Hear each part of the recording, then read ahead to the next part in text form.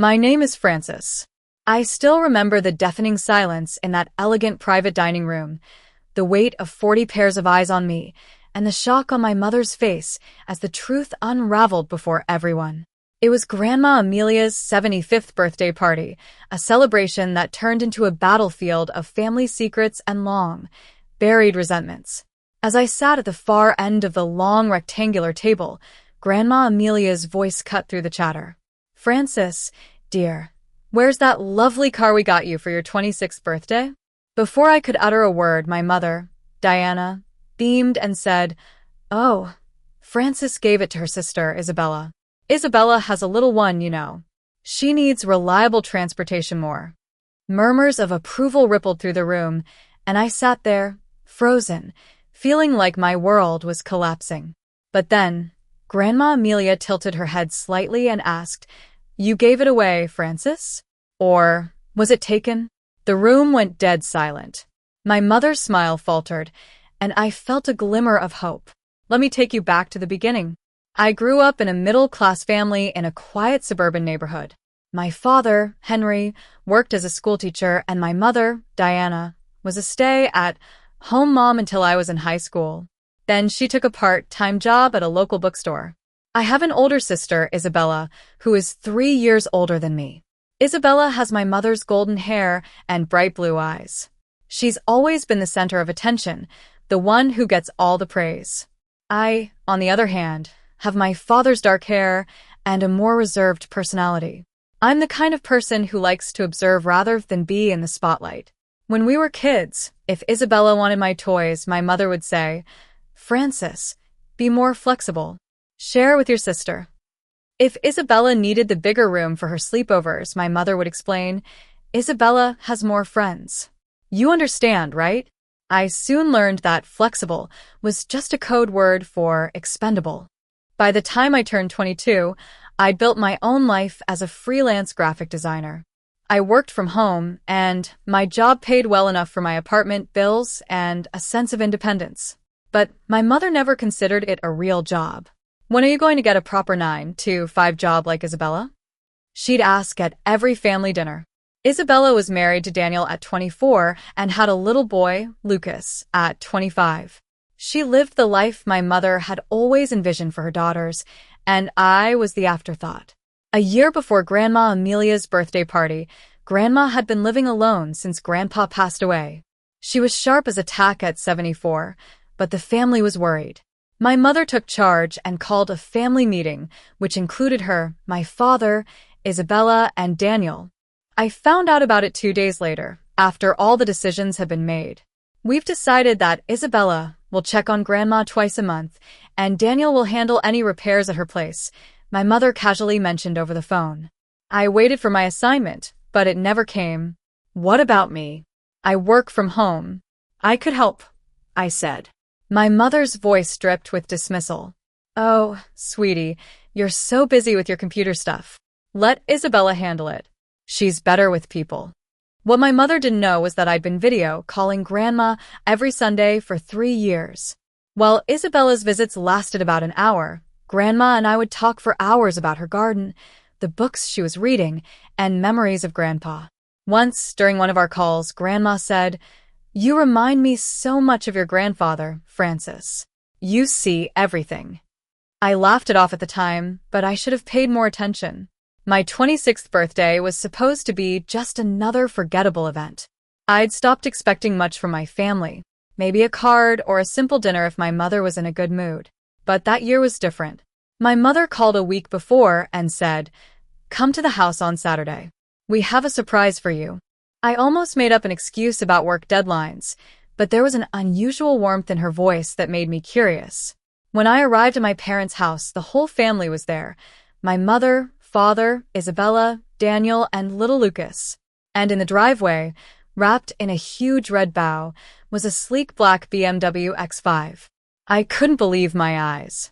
"Happy birthday, Francis," my mother said, handing me the keys. "We wanted you to have reliable transportation." I remember my hands shaking as I took those keys. Isabella had gotten her first car at 23, right after college.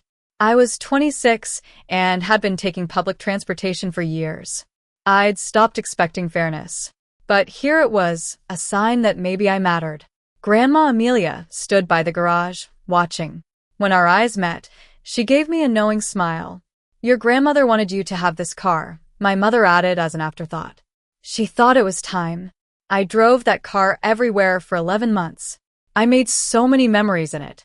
But then, Isabella's car broke down, and everything changed.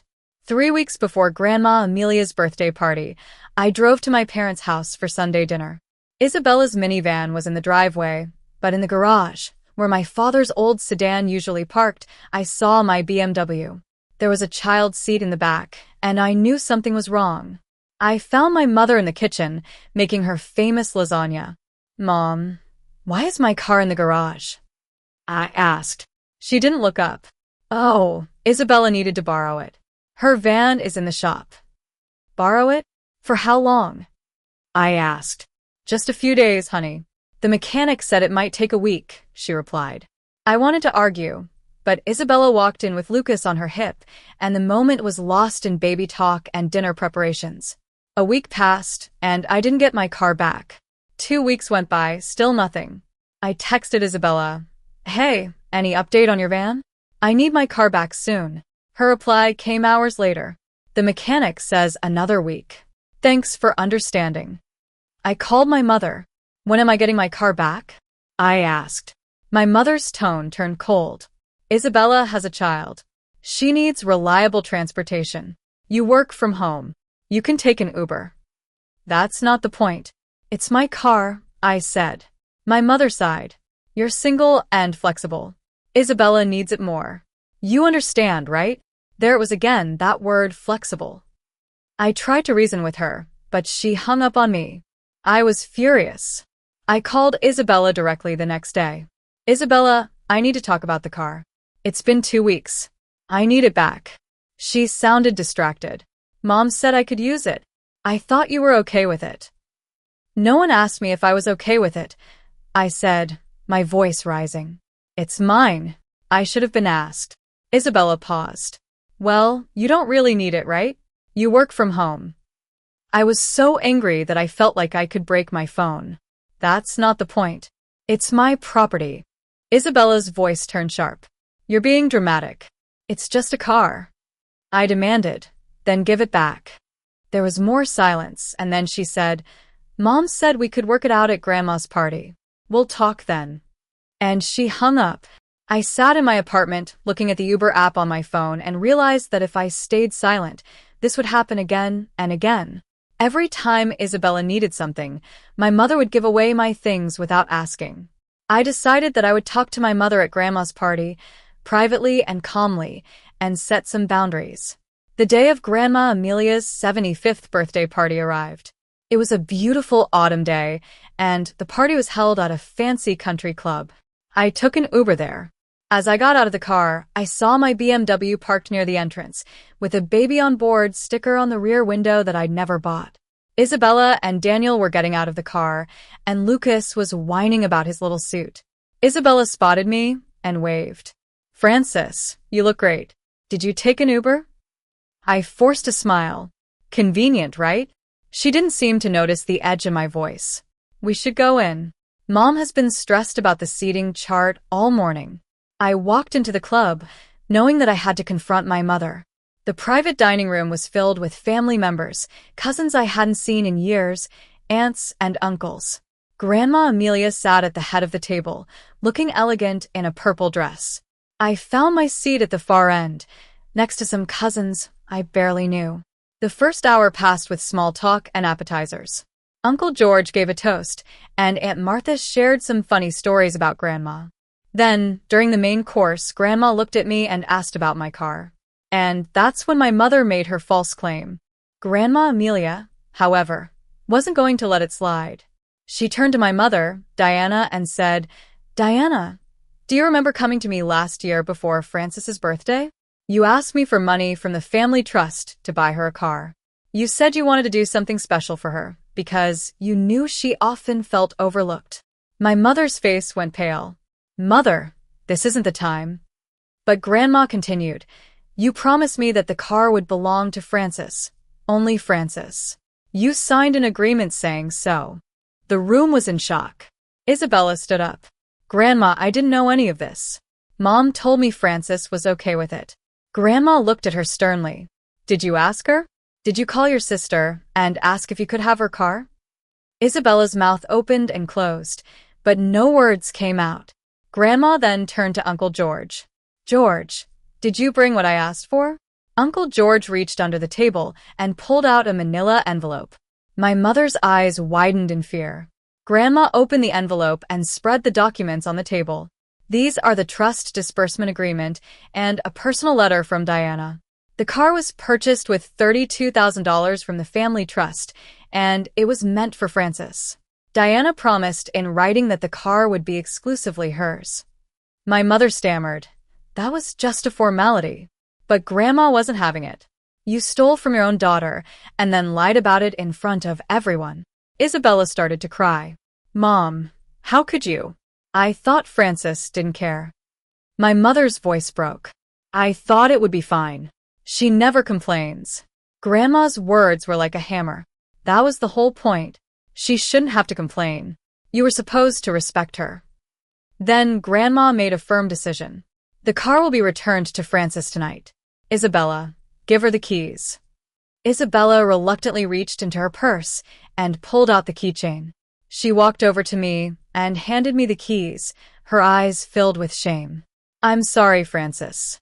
Grandma also turned to my mother. Diana, you owe Francis an apology, not just for the car, but for the way you've treated her all these years. My mother stood up, her face a mix of emotions. Francis, I'm sorry. I should have asked you. I stood up, holding the keys tightly.